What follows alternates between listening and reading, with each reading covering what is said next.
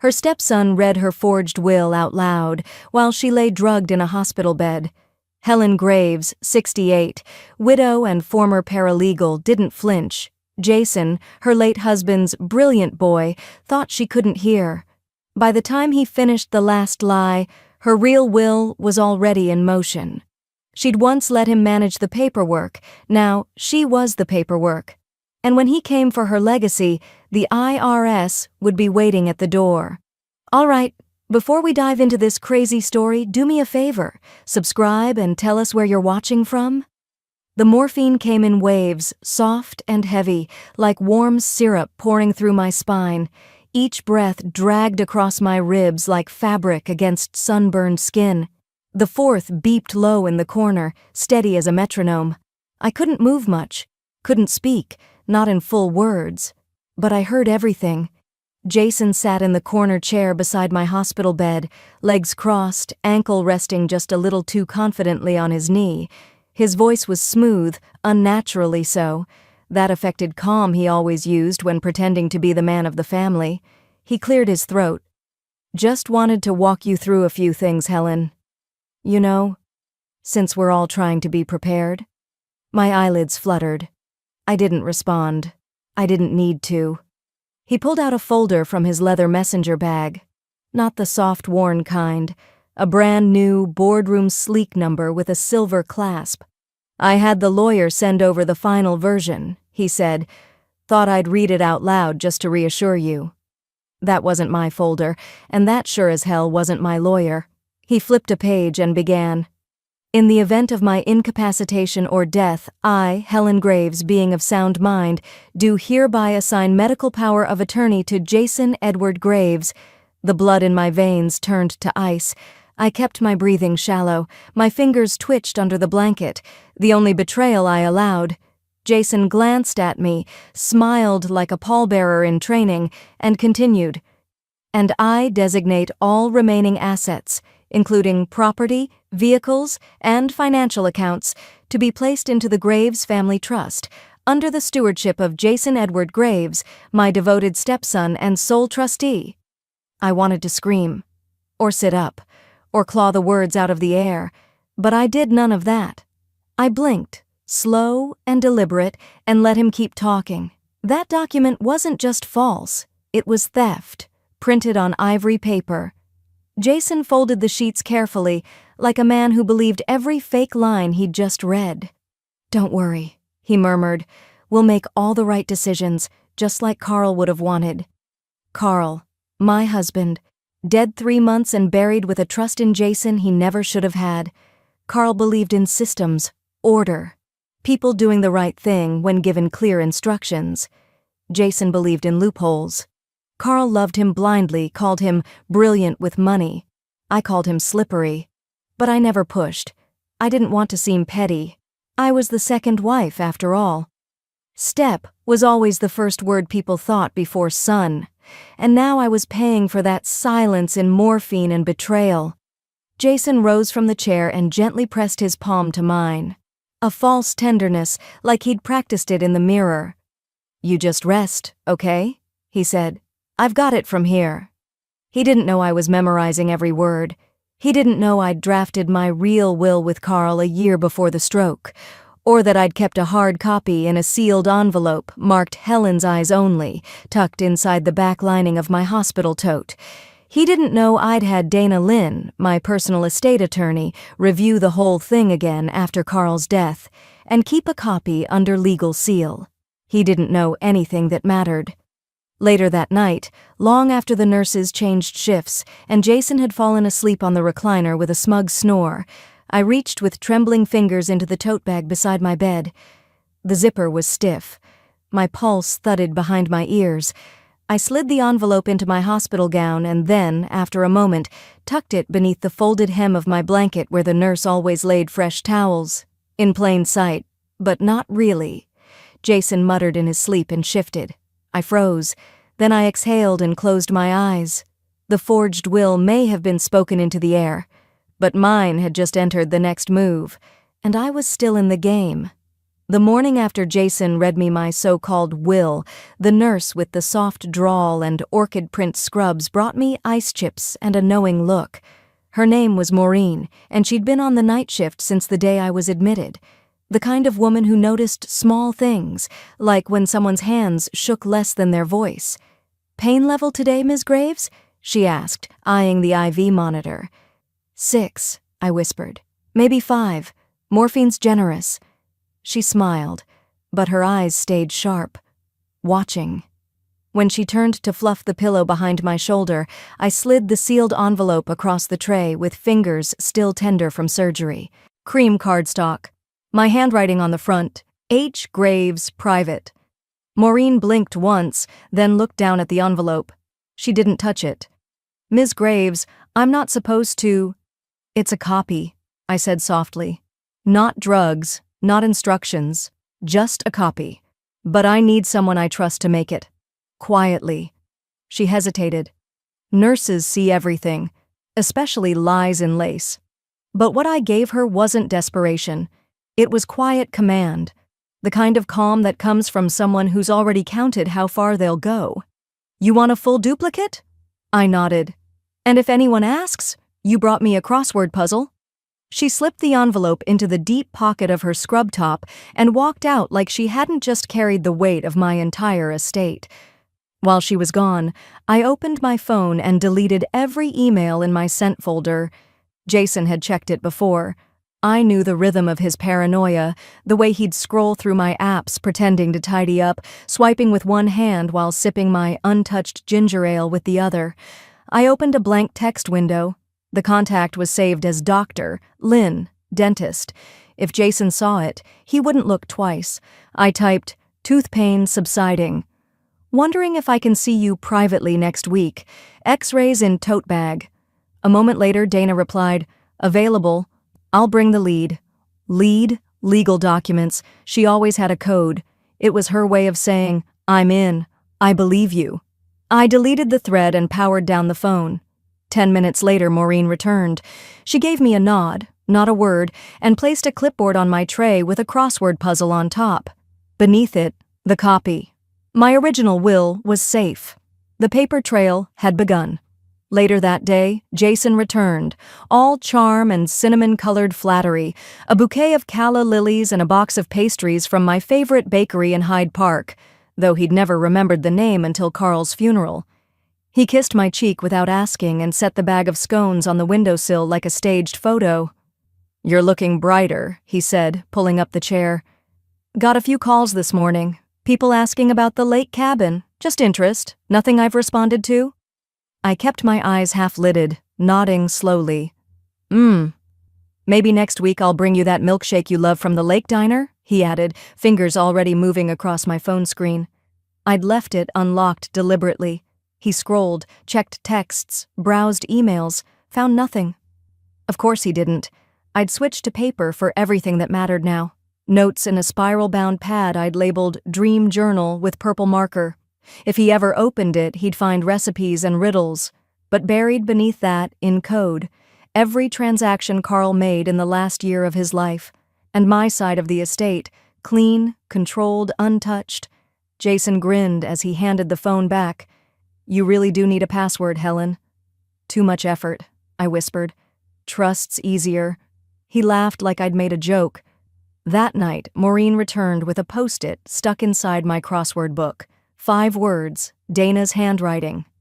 "Meet me, privately, bring nothing digital." The game had moved into the open, quietly but fully alive. 1 year before Carl's heart gave out on a sleepy Wednesday morning, we sat in Dana Lynn's office while a storm rolled in behind the frosted glass windows. Carl wore a pressed Oxford shirt like he always did for important business.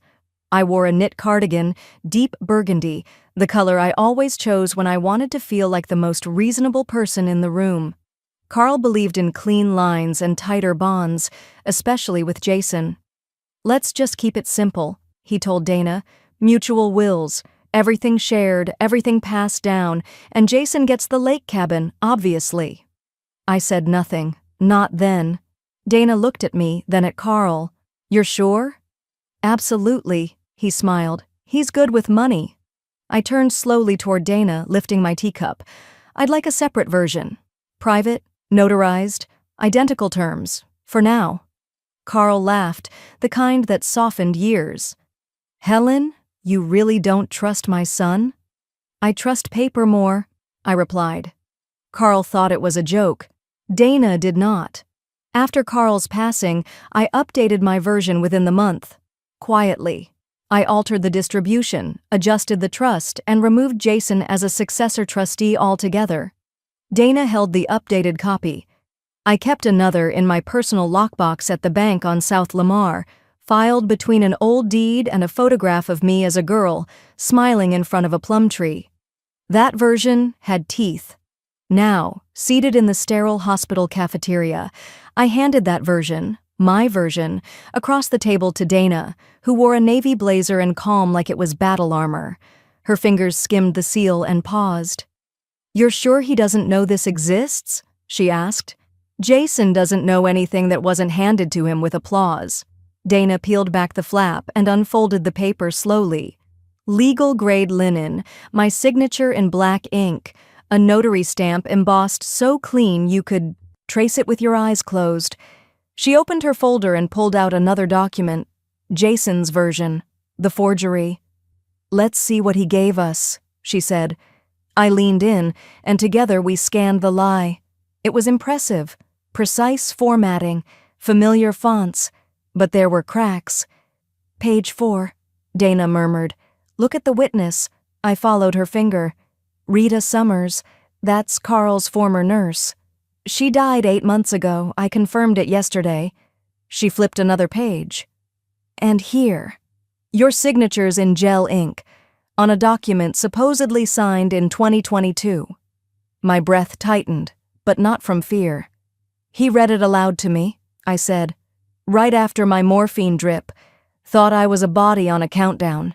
Dana leaned back, temple pinched between her fingers. He didn't even try to hide the ambition. No power of attorney disclaimer, no medical release. Because he thought he'd won. We sat in silence for a beat, the hum of vending machines around us like a distant radio dial. Someone in scrubs passed by, laughing into a phone. I envied the simplicity of that sound. Dana finally spoke. "We have what we need, but we don't strike yet."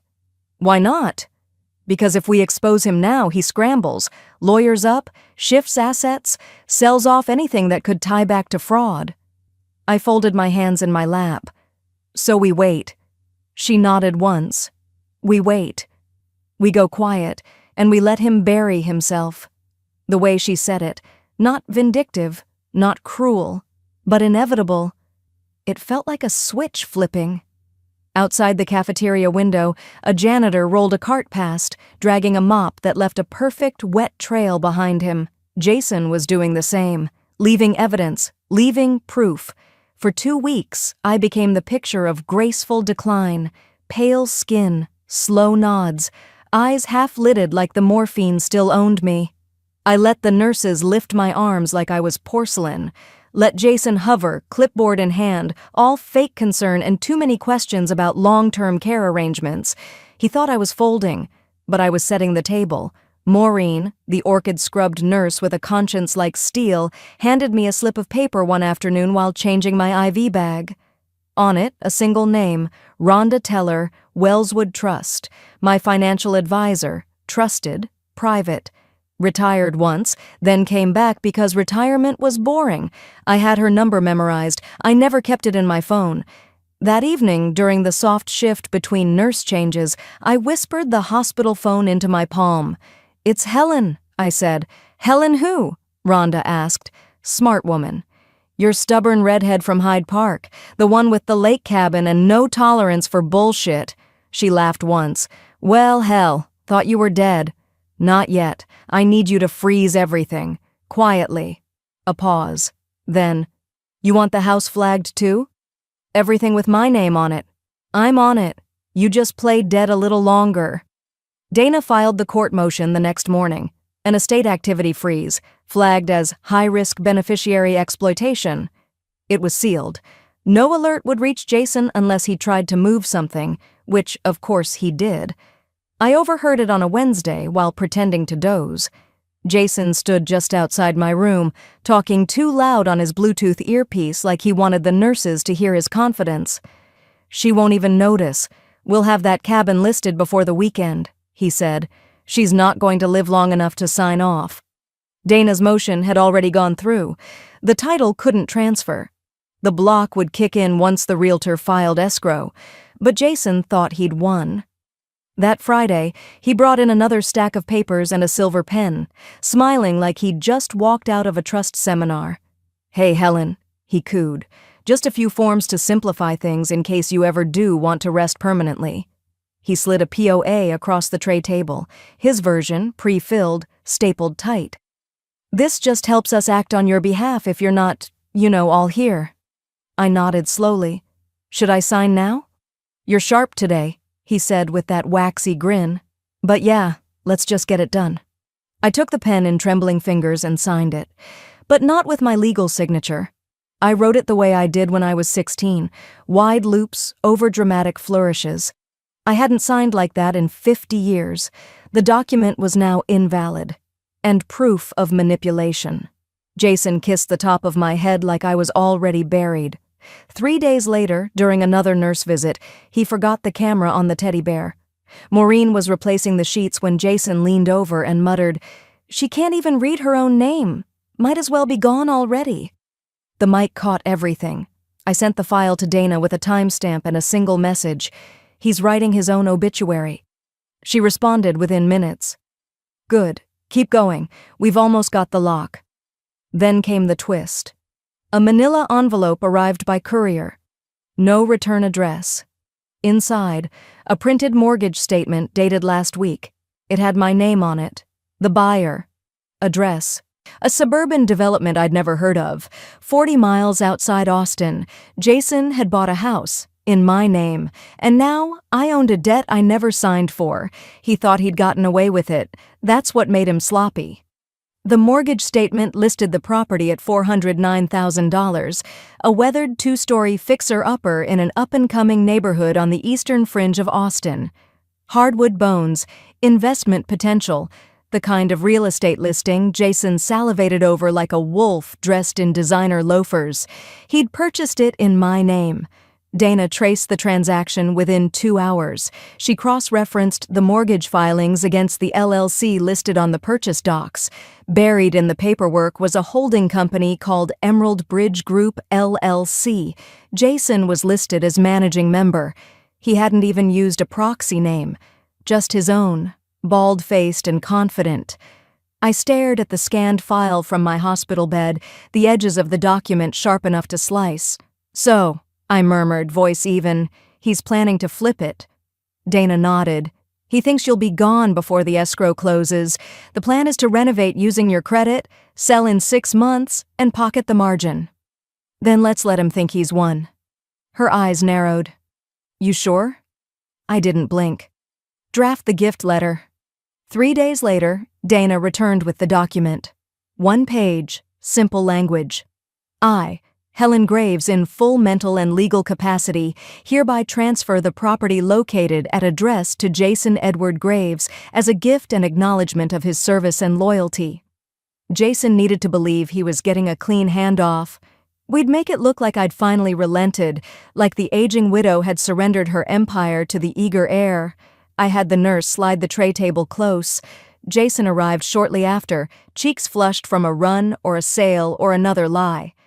"What's this?" he asked, eyeing the form. "My thank you," I said softly. "You've been doing so much. I want to give you the house." He blinked. You want to give it to me?" I nodded. "While I'm still here, I'd like to see you thrive." He looked like a boy who'd just been handed the keys to a candy shop no one was watching. He signed without reading the fine print, not realizing that by accepting the gift, he was legally acknowledging he had acted on my behalf, and with my permission, to purchase a house under my name. The pen scratched softly against the paper. My breath stayed steady. I signed too, the way I always had. Legally, controlled, no loops. Dana witnessed the signature, notarized it the same day, Then we sent it straight to my accountant, who flagged it for IRS review. The gift was over the $17,000 annual tax exclusion limit.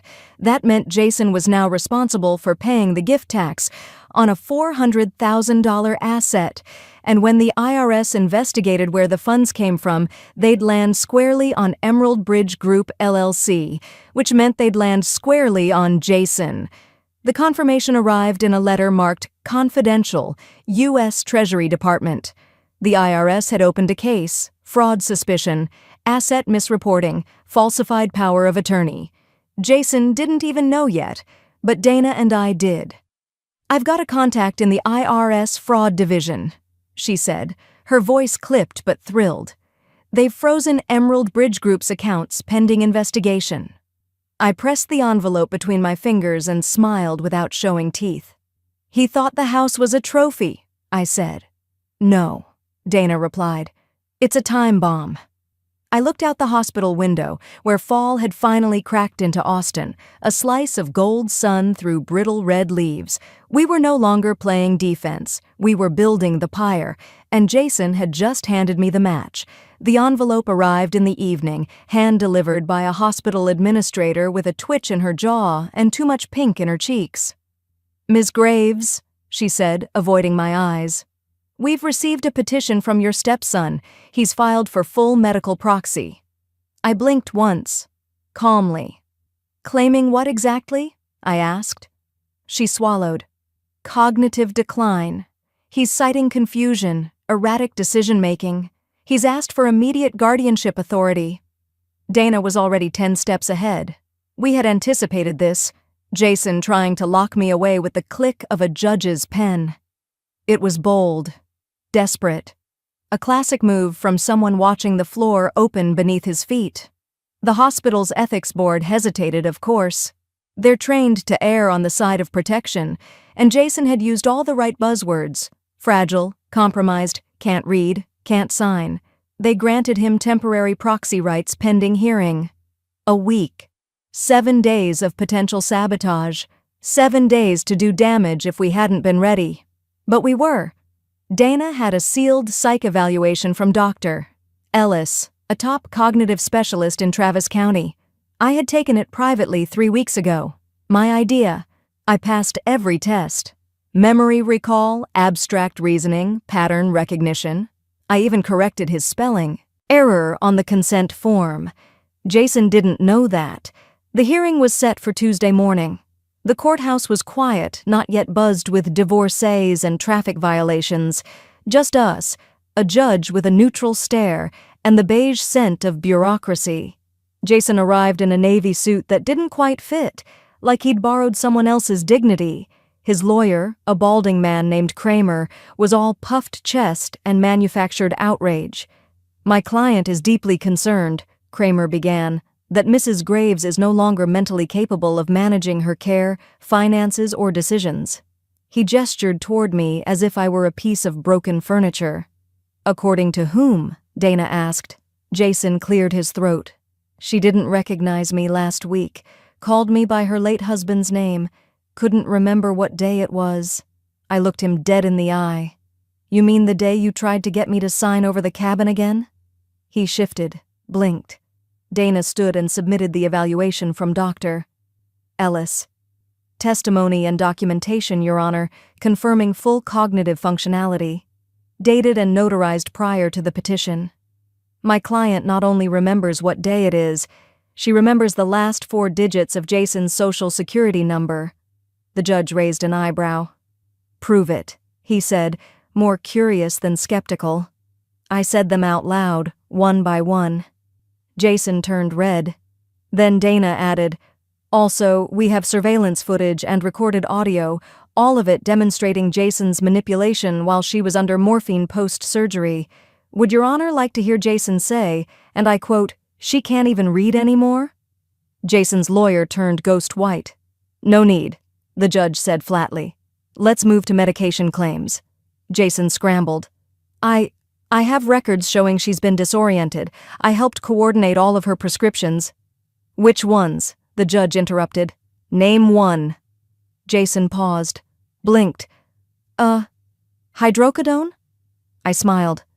I'm allergic to hydrocodone. The room stilled. Dana closed her folder gently. No further questions. The judge took one breath and then ruled. Petition denied. Temporary proxy revoked. Mr. Graves, you are barred from accessing medical records or making health-related decisions for Mrs. Graves in any capacity. The gavel cracked down like a shot. Jason stood, colorless. He turned to me, face twisted, and hissed, "She's ruining everything." I tilted my head, calm as a cloud. "No, Jason," I said softly, "I'm rewriting it." And we were only halfway through the book. There was a teddy bear on the shelf beside my hospital bed, small, cream-colored, and forgettable. It had arrived with a gift tag that read, "Get well soon. Love from the team at your HOA." I didn't know a soul from the board. Jason probably dropped it off to look thoughtful. I gave it a purpose. Maureen helped me open a seam in its back the night before his next visit. She was quiet as a whisper, her hands working quickly beneath the dim light of the bedside lamp. We slipped in a micro-recorder, activated by voice, set to run silent, tucked it beneath the stuffing and stitched the seam with white thread, just slightly uneven so it still looked lovingly cheap. "You're sure this is legal?" she whispered. "Only if he's stupid enough to talk," I said, and he always is. Jason arrived the next morning with that fake, sunny clatter of a man who wanted to be seen as caring, a coffee in each hand, a granola bar stuffed in his jacket pocket. Like that made him a caregiver instead of a predator in pressed chinos. "Hey, sunshine," he said too loudly. "You're looking more alive than yesterday. That's a win." I gave a weak smile. Let him believe I was fading again. He moved toward the window, opened the blinds an inch, then pulled out his phone. "You don't mind if I hop on a quick call, do you?" he asked, not waiting for an answer. "Just broker stuff." He hit speakerphone. "Yo, Mitch, it's go time. The bond accounts?" "Yeah. We're gonna move half to the trust under her name, the rest to Emerald Bridge. She doesn't know the difference between a bond and a breadstick." I didn't blink. Yeah, she's basically brain dead. Just lays there. The doctors practically got her embalmed."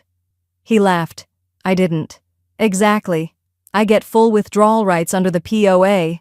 Hell, she signed it." The bear kept listening. He talked for another 5 minutes.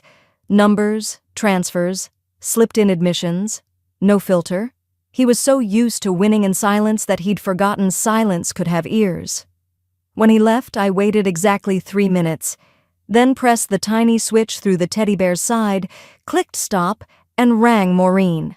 She passed the device to Dana through the staff entrance that afternoon, tucked in a box of bakery cookies with a red ribbon tied around it. Dana texted me a few hours later. "Got it. Audio's clean. Time-stamped. Voice print match confirmed by private analyst. It's usable." I exhaled for the first time that day. We didn't need to guess anymore.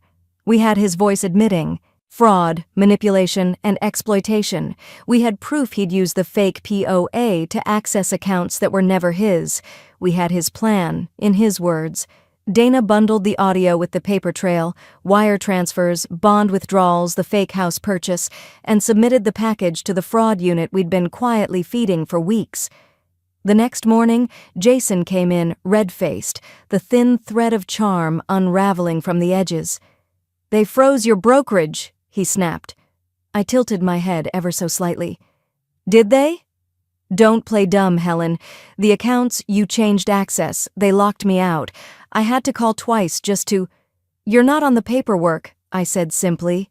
He blinked. "Not anymore." He paced, clenched his fists, looked like he might throw the coffee he'd brought in, but that would have made too much noise. Too much reality. His voice cracked. This is illegal." I smiled gently. "So report it," I said.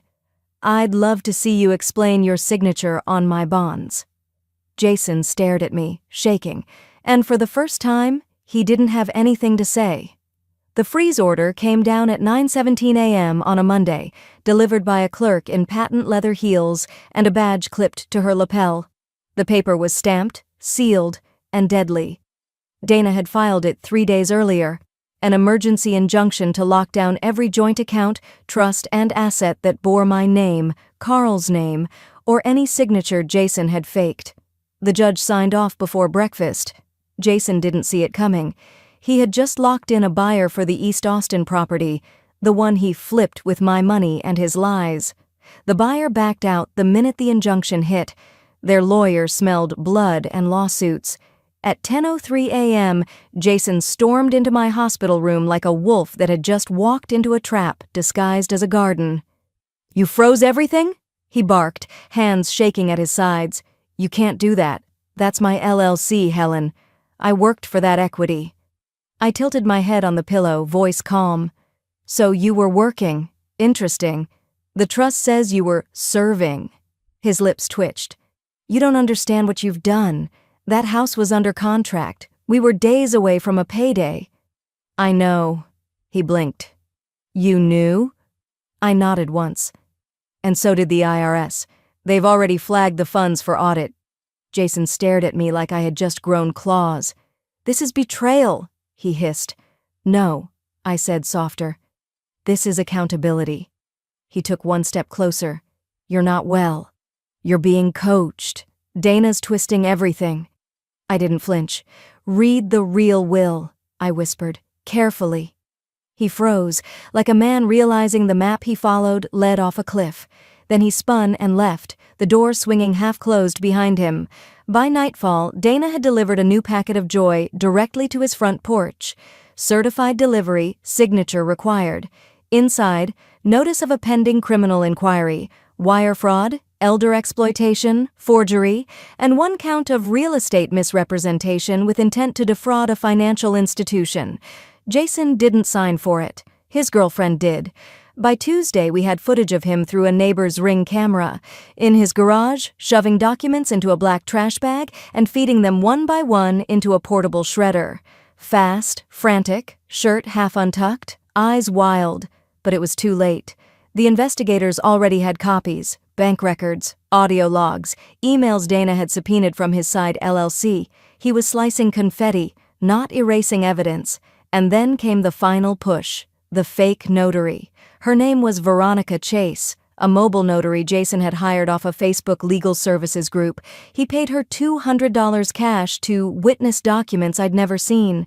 Dana subpoenaed her, and Veronica cracked. Under pressure, she admitted to notarizing multiple estate documents without me present, said Jason told her I was ill but lucid, and insisted I couldn't be disturbed. He signed everything in front of her and even offered her a mimosa afterward. "I didn't know she wasn't consenting," Veronica said. "I swear I thought she was in on it." Dana recorded the statement, had it transcribed, submitted it to the DA. Jason didn't know yet, but he would. And the next time a knock came to his door, it wouldn't be a delivery. It would be a subpoena, with his name at the top. The courthouse smelled of old varnish and dry paper, the kind of place where lives were signed away without ceremony. My wheelchair tires whispered across the tiled floor as Dana pushed me toward courtroom 4C. Fluorescent lights buzzed overhead. Outside, the sun was bright. Inside, it was shadows and whispers. Jason stood already at the plaintiff's table in a charcoal suit, 2 sizes too expensive for the truth. He didn't look at me when I entered. I didn't expect him to. It's hard to face someone when every lie you've told is about to be spoken out loud. Case 904-B, Helen Graves versus Jason Graves, the bailiff called. We rose. Dana stood beside me with a confidence that didn't need to be loud. She opened her folder slowly, carefully, like she was unwrapping something delicate or dangerous. Jason's attorney, Kramer, began with flair. "Your Honor, we're here today to expose undue influence and mental instability. My client believes Mrs. Graves was manipulated into reversing key financial decisions after the passing of her husband. She's since displayed signs of paranoia, delusion, and obsession." Dana said nothing. She waited, because she knew what was coming next. Jason took the stand first, hand raised, oath sworn like it meant something. His voice was calm, practiced. She wasn't herself. After Dad passed, she became obsessed with control. She didn't trust anyone. She'd write things down, then deny them. And then, suddenly, everything I was helping her manage, the house, the bonds, She shut it all down and accused me. "You helped her?" Dana asked, standing. "Yes," he said. "I managed her care, her finances, even drove her to appointments." Dana opened the folder. "Then can you explain why you submitted this document?" She handed the forged POA to the judge, signed under a witness who has since admitted she never saw Mrs. Graves, who received $200 in cash to rubber stamp something she never read. Jason twitched. His eyes darted. Dana flipped to the next page. "And here, a gift letter that you signed, accepting a $400,000 property from Mrs. Graves, on which you then attempted to avoid gift tax penalties by transferring proceeds through your LLC." Jason's face drained. She played the audio next. From the teddy bear recorder. Jason's voice. "She's basically brain dead. She won't know a thing." Silence. Dana looked at the judge. Not her words, his, verified voice print, time-stamped, recovered legally. Jason stammered. "That was taken out of context." "We'll let the jury decide that," the judge replied coolly. Then Dana did the unexpected. She stepped aside and placed her hand on mine. "Would you like to address the court, Helen?" I nodded once. She rolled me forward. My voice came out clean.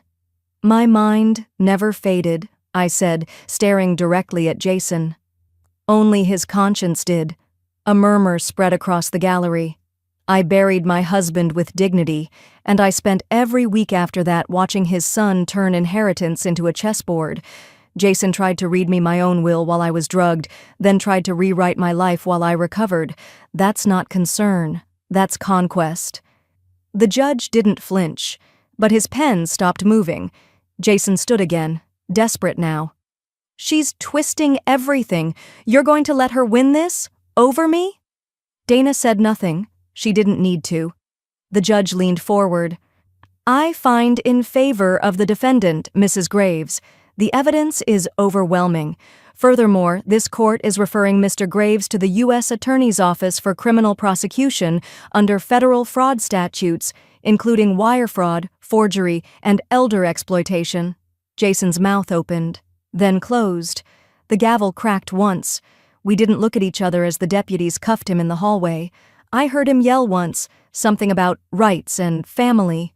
The words echoed in the corridor like distant thunder. I adjusted the lap blanket over my knees, calmly, because storms always sound louder when they're already too late, and Jason's forecast had just changed to permanent silence. The day the court clerk handed me back my estate file, stamped and certified, I didn't feel triumphant. I felt precise, like a woman who had finally taken back her name, line by line, in ink that couldn't be forged. Dana placed the binder on my lap and said, "It's all yours now, official. Every signature, every clause, every zero." I opened to the first page and saw it there in bold: Graves Helen Marie, primary executor, sole beneficiary. Jason's name was nowhere, not as trustee, not as backup, not even as a footnote. He was legally erased from my legacy. I didn't smile. I signed. That afternoon, I met with Rhonda, my financial advisor, in a quiet office off Barton Springs Road. The windows overlooked the river, slow-moving and stubborn. I told her what I wanted, and she didn't flinch. "The lake property," I said, "goes to the Haven Project." She blinked once. "The Women's Shelter Group?" "They specialize in helping women who were financially trapped. I'd like it to become a retreat house, a place where no one feels watched." Rhonda typed quickly, "Done. And the car?" Carl's vintage Cadillac, emerald green with a pearl interior he always insisted looked ridiculous and regal. The keys had sat in my drawer for months. "My godson," I said. "He's never asked for a thing, but he came every Sunday with lemon bars and books I'd already read." "Nice boy," Rhonda said. "The best kind," I nodded. We closed out the joint accounts next. Everything Carl had once shared with Jason, insurance, backup beneficiaries, dormant trusts, all dissolved, restructured, or retitled. Dana filed a restraining order the same day. Jason wouldn't be able to email me, call me, or send so much as a sympathy card without facing charges. It was over. And then the letter came. Thick envelope, prison postmark, a return address with numbers instead of street names. My nurse handed it to me like it might explode, on the front in Jason's cramped handwriting. To Helen, I need you to hear me. Please. I didn't open it at first. I left it on the kitchen table next to a blooming orchid Dana had given me last week. I drank tea. I watered the fern. I sat on the back porch and listened to the cicadas click their wings like summer wasn't over yet. Only when the light dipped into gold did I slice it open. The letter was 4 pages long. Neat. Pitiful. He started with grief. I lost Dad and didn't know what to do. Then guilt. I didn't mean for it to go that far. I thought you'd understand if you saw how much I needed to protect the family name. Then gaslight. Dana twisted everything. You weren't well. You did forget things. And finally, I know you're angry, but I still love you. You were the only mother I had left. I read it once. No more. Then I folded it slowly, deliberately, slid it into the fireplace, watched the edges curl into ash and collapse into silence. Not every apology deserves an answer. Some things you burn, and some people you leave exactly where they tried to bury you. I should have known the envelope from Jason's lawyer wasn't really from his lawyer. Not in the traditional sense. The address was typed, the paper was thin, and the salutation, Helen instead of Ms. Graves, was his tell. Inside was 4 pages of waxy self-pity written in Jason's unmistakable slant, half print, half cursive, like he couldn't decide if he wanted to confess or perform. He opened with regret. I'm sorry if I hurt you. I really am. I was drowning after Dad died. You were always strong. I thought you'd pull us through. Then came the deflection. The pressure got to me. The paperwork. The accounts. Everyone expected me to step up. I didn't know what I was doing. And I panicked. He buried the truth under a layer of emotional varnish. I made mistakes. But I was never trying to steal from you. I was trying to survive what losing him did to us. I read it once, calmly. Then a second time. Slower. That's when I saw it. And I've already started unwinding the LLC that held the McCallum property, you know, the one you technically helped fund. I paused, reread the line, technically helped fund. I'd never touched that account, never approved a wire, never signed a loan agreement. Jason had used my forged POA to open the shell company in my name, then used that identity to buy, flip, and fake consolidate property assets. Now, buried in his letter, was an admission that still tied me, in writing, to his fraudulent business. I picked up the phone. Dana answered on the first ring. I need you at the house. Bring your tax consultant. Dana arrived with the IRS addendum paperwork already half-filled. Her brow was tight, her voice low. This line could trigger a future audit, she said, tapping the margin of Jason's letter.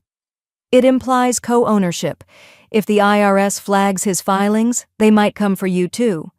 She passed me the pen. Sign here. This severs you completely, retroactively and irrevocably. I signed with the pen Carl left in his desk drawer. I never liked it much, heavy, brass, a little pompous, but it felt like a fitting tool to cut the last thread. Dana folded the letter and placed it in a clear evidence sleeve just in case.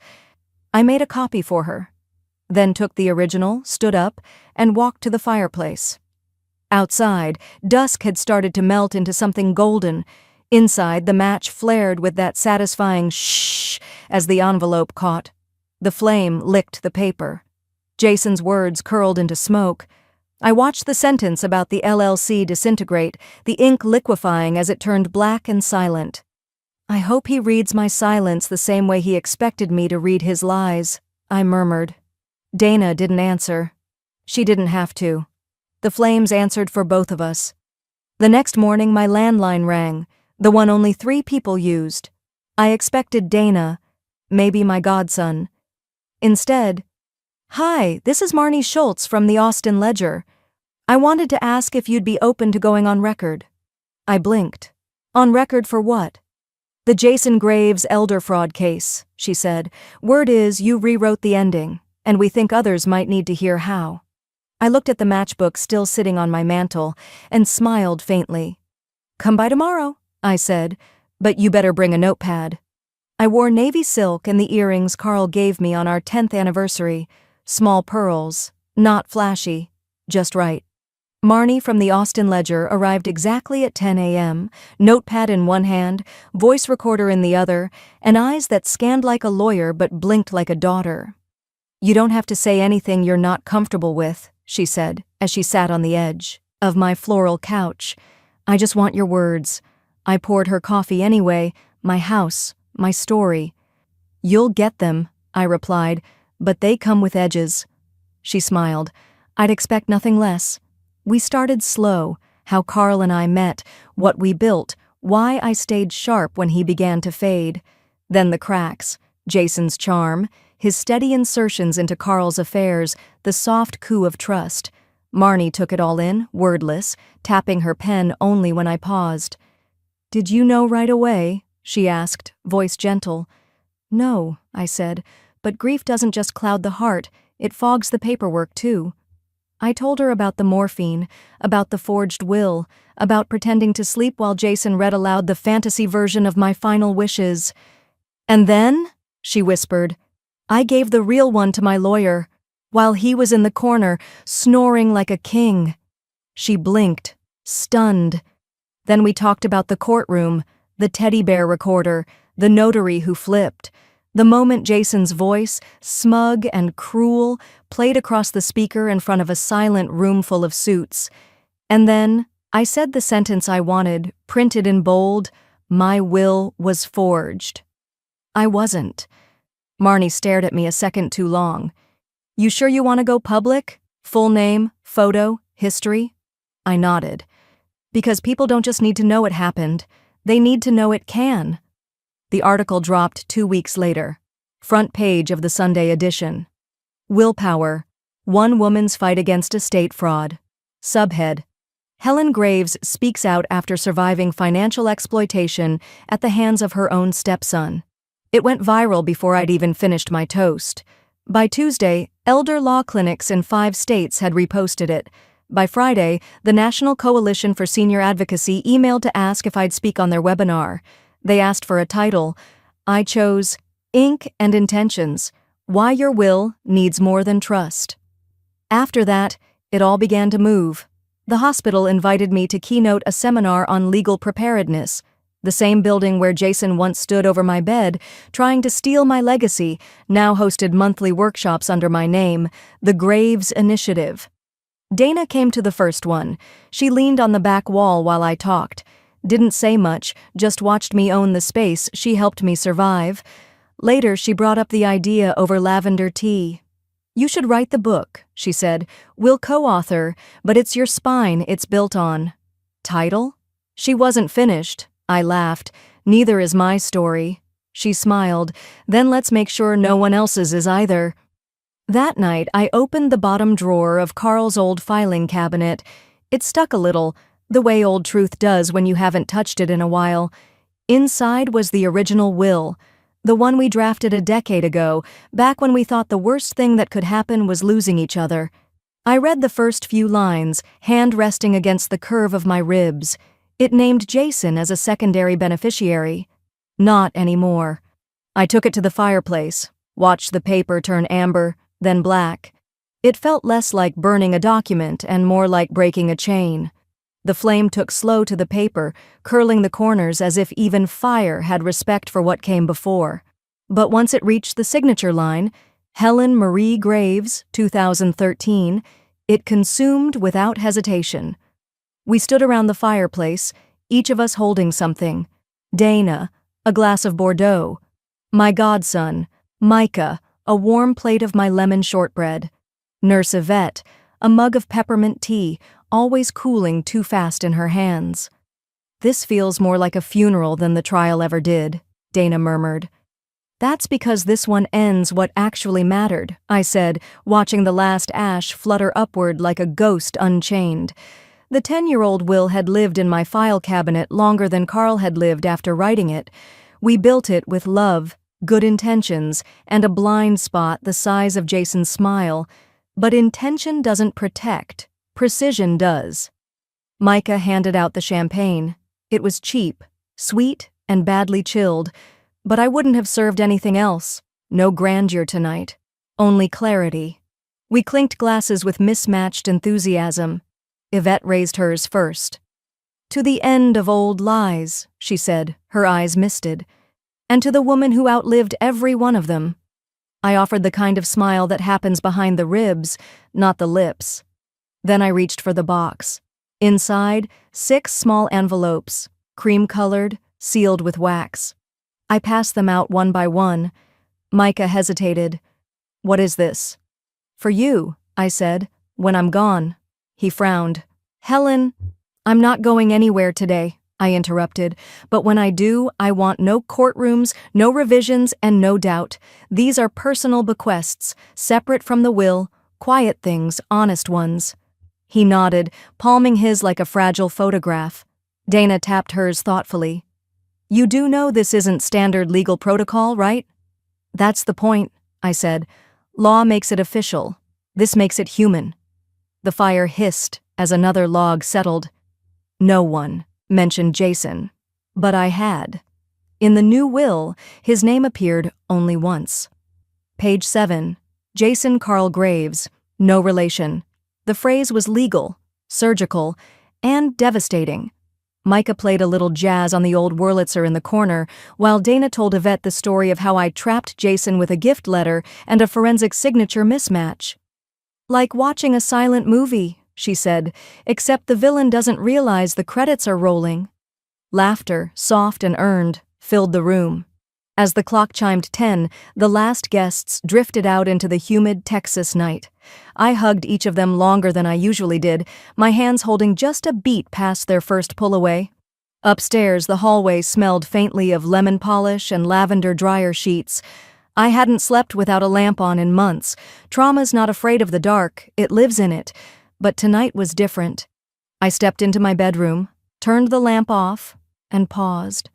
Then reached for the switch on the wall and turned off the overhead light too. Total darkness. Quiet. Whole. The first letter arrived in a wrinkled envelope with no return address. The handwriting was shaky, but deliberate. "Dear Ms. Graves, I read about you in the Ledger. My nephew tried to do something similar to me. Not as clean, not as clever, but close enough. I thought I was alone until I saw your name. Thank you, I placed it beside the others." There were 6 by then. Some typed, some scrawled, all full of bruised dignity stitched back together by survival. One simply said, "You made me want to check my will." That saved me. There was no applause, no grand banners, just the rustle of paper and the hum of lives rerouted by one woman refusing to vanish. I called Dana. "Let's do it," I said. "The fund?" "Yes. Small, quiet, targeted, legal grants for victims of estate fraud, especially those too ashamed to say they've been tricked by family." She sighed in relief. "You know how many cases go unheard because people feel foolish?" "Too many," I said, and Jason counted on that. By the time our book hit pre-order charts, the title alone had already gone viral. She Wasn't Finished, Surviving Family Betrayal, rewriting the will. Dana's name was smaller than mine on the cover. She insisted. "You lived it," she said. "I just helped footnote the war." We did 3 interviews, public radio, 1 podcast, and a quiet chat with Texas Monthly. That was all I agreed to. The rest I left to the ripple. Hospitals reached out for bulk orders. Retirement attorneys asked to adapt it into their onboarding seminars. A university in Ohio wanted to build a curriculum around our case study, but the moment that anchored me wasn't public. It was a plaque, unveiled during the quarterly luncheon at the hospital, the very one where Jason once tried to erase me in morphine and forged pages. On the wall beside the ethics committee room hung a bronze square, "Truth Endures," in honor of Helen Graves. Beneath it, advocate, survivor, voice. I stood next to it longer than anyone else. I didn't cry. I just reached out and ran my fingers over the word truth until the bronze warmed beneath my touch. When Jason's sentencing came, I didn't attend in person. I didn't need to see his expression. I had memorized every manipulative flick of his mouth already. I watched it on mute from my living room, my feet in soft slippers, tea steeping beside me. The screen showed the courtroom like any other, beige walls, stack of binders, a judge whose eyes looked like they'd read too many bad excuses. Jason stood in the same cheap suit from his last hearing, the same one he'd smirked in when he thought the power of forged ink could outlast blood. The judge didn't hesitate. 6 years. No parole. Jason blinked once. I didn't. I turned the screen off before they let him out. That night, I sat on the porch and watched the garden lights blink on. The air smelled like honeysuckle and iron. Spring in Austin always carried both sweetness and weight. Micah joined me with a fresh lemonade. I saw the news, he said. Justice? No, I said, but a necessary edit. We clinked glasses. Inside, my phone buzzed. I let it hum once before I reached for it. The message preview read, Helen, this is Abby from Quiet River Productions. We'd like to option your story for a limited series. Would you be open to a call? I stared at the screen, then slowly grinned. Let them dramatize it, I thought. But I'll be the one to write the final script. I tapped reply. Call me tomorrow, but I keep the ending. The sun came in low and golden through the front windows of my study, the kind of light that makes dust look like confession.